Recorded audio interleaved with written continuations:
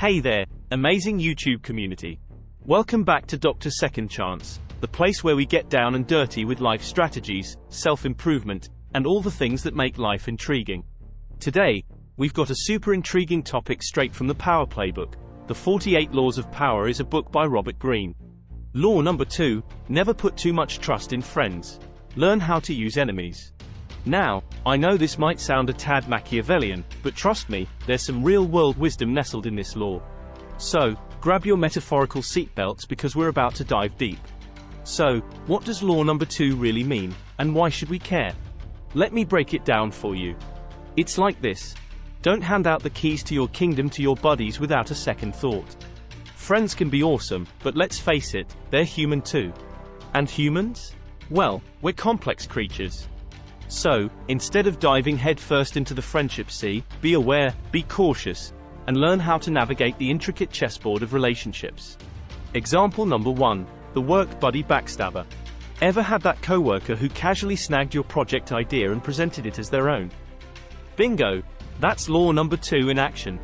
Your work buddy might not be as loyal as you think. Always keep your guard up, my friend. Example number 2, the social media frenemy. Now, on the digital frontier, we've got friends who might not exactly like our success.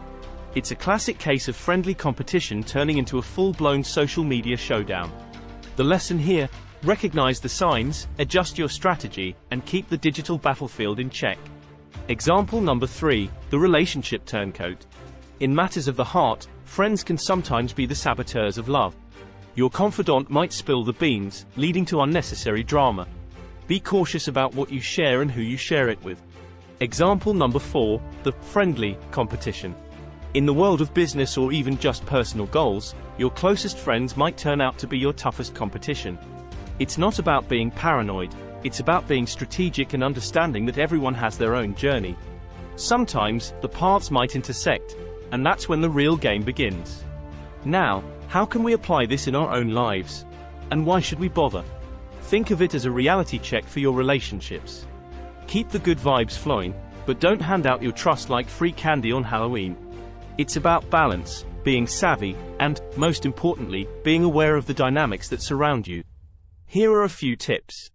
Guard your secrets. Not everyone needs to know everything about your life. Choose your confidants wisely, and remember that some things are better kept close to your chest. Be aware of rivalry.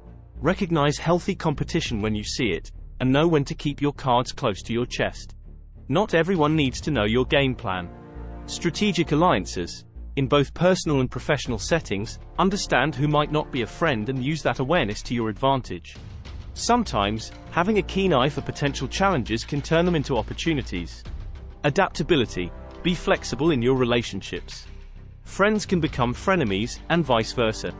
Adapt to the changing dynamics, and remember that the ability to pivot when needed is a key aspect of mastering the art of power. So, there you have it, law number 2 from the 48 Laws of Power.